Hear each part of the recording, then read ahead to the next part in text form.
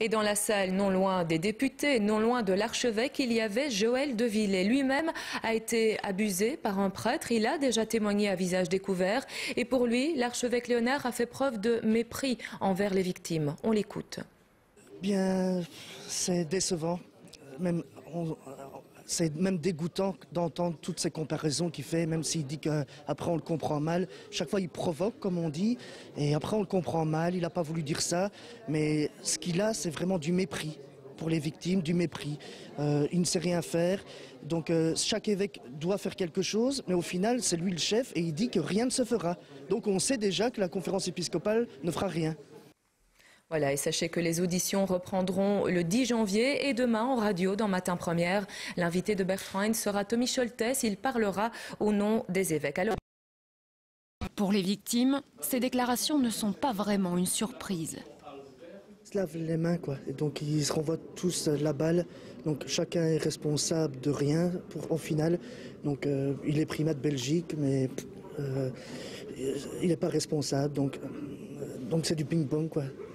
Dans beaucoup de cas, à notre avis, M. Daniels ne dit pas la vérité. Mais je ne m'attendais pas à autre chose, mais je suis quand même choquée que c'est toujours comme ça. Le cardinal refuse d'aborder en détail le thème de l'indemnisation. Pour certains, cela ne pourra plus durer longtemps. Il n'a pas voulu avancer cela en disant c'est à mes successeurs de régler le problème. Donc ça c'est un peu dommage. Il dit que ça n'est plus de son ressort et qu'il ne va pas jouer la belle-mère des évêques actuels puisqu'il n'est plus archevêque, mais qu'il a une petite idée. Alors moi j'aimerais qu'il transmette son idée aux évêques actuels et que ceux-ci prennent position et débattent sur cette question.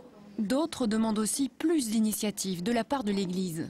Il y a par exemple une chose qu'ils peuvent faire et qu'ils n'ont pas faite jusqu'à maintenant, c'est d'isoler les abuseurs présumés.